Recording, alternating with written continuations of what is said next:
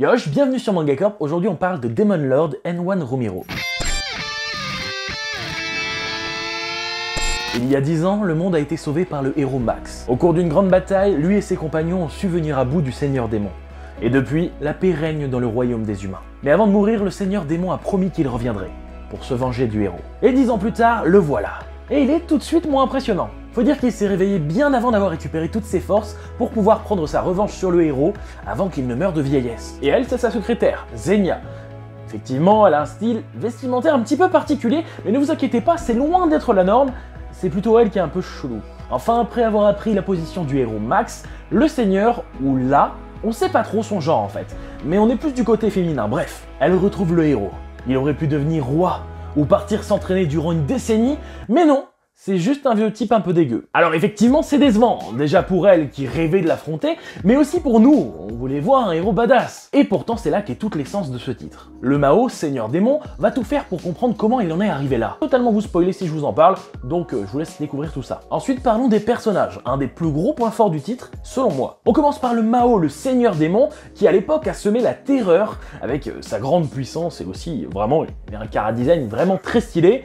Aujourd'hui, elle s'est réveillée un peu plus tôt que prévu et le voilà sous les airs d'une petite fille. Personnellement, c'est l'un des personnages que je préfère, elle est intelligente, elle a des gros pouvoirs de transformation qui vont être très sympas par la suite et surtout, avec Max, ils sont très terre-à-terre. C'est-à-dire qu'il n'y a pas de mensonge, ils vont se dire les choses, ils vont comprendre facilement, il n'y a pas de quiproquo. Et ça, c'est quelque chose que j'apprécie, on a des personnages finalement plutôt intelligents. Pour ce qui est de Max, le héros, eh bien durant ces 10 ans, il a vécu beaucoup de moments difficiles, mais il a su se relever, non pas du tout. Pas du tout, hein, c'est une loque maintenant, il reste chez lui, il y a des déchets partout, c'est dégueulasse, il sort pas et voilà. Sa vie aujourd'hui ne se résume qu'à pas grand chose hein, finalement, mais c'est la rencontre, ou du moins la re-rencontre, avec ce Seigneur Démon qui va faire évoluer les choses, hein, vous le verrez, mais il va y avoir pas mal de rebondissements et puis surtout on va apprendre que Max est resté un héros dans son cœur. Et j'en dis pas plus. Ah oui, j'ai oublié de le préciser, il est toujours aussi surpuissant.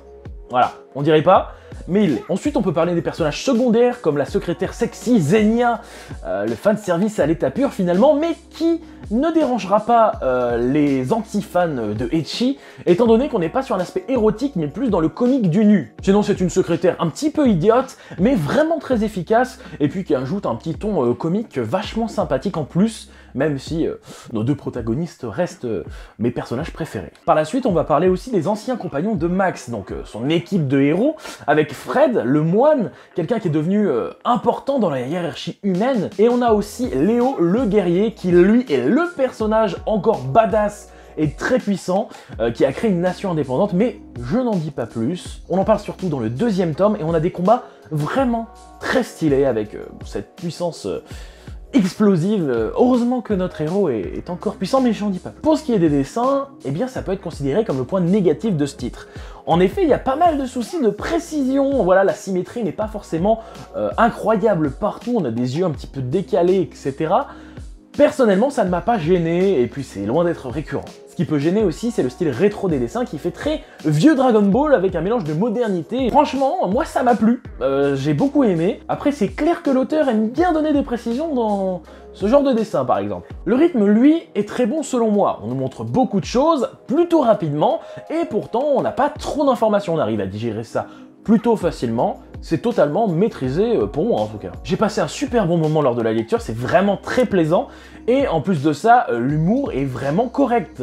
Alors, il n'y a pas des éclats de rire, après ça dépend, hein. Moi je suis très dur à faire rire, du moins avec le support comme la lecture, et pourtant, franchement, je m'amusais en lisant ça. Enfin, ce qui m'a vraiment impressionné, c'est la construction du titre. Au début, je me suis dit, chaque chapitre doit être indépendant, comme Anna l'Inaccessible ou Miruko-chan par exemple, et pourtant non, je sais pas cette impression d'où elle m'est venue, mais je pense que c'est tellement bien construit et on a tellement plein d'informations à chaque chapitre que je me suis dit ça va être indépendant, voilà, une petite histoire amusante mais sans plus, et pourtant ça va plus loin que ça, et on a envie de connaître la suite, que ça soit la relation de nos protagonistes, ou les 10 ans qui se sont passés avec les amis du héros, ou les anciens amis, on sait pas trop, mais en tout cas il y a une belle évolution à prévoir.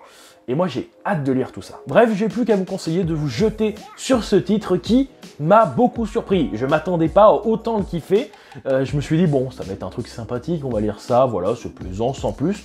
Et finalement, je sais pas, c'est peut-être les choses à découvrir qui me donnent envie de me jeter sur la suite. Donc j'attends effectivement le tome 3 qui arrive bientôt, mais je veux savoir, voilà, le passé du héros, l'évolution de la relation des deux protagonistes, qu'est-ce qui va se passer finalement. En tout cas pour moi c'est un grand oui. N'hésitez pas à me dire ce que vous en pensez en commentaire, ça m'intéresse parce que c'est un titre moi qui a fait écho à ce que j'ai envie de voir finalement dans un manga, mais c'est très subjectif, donc n'hésitez pas à me donner votre avis, et puis on se revoit bientôt sur Mangacore. Yosh!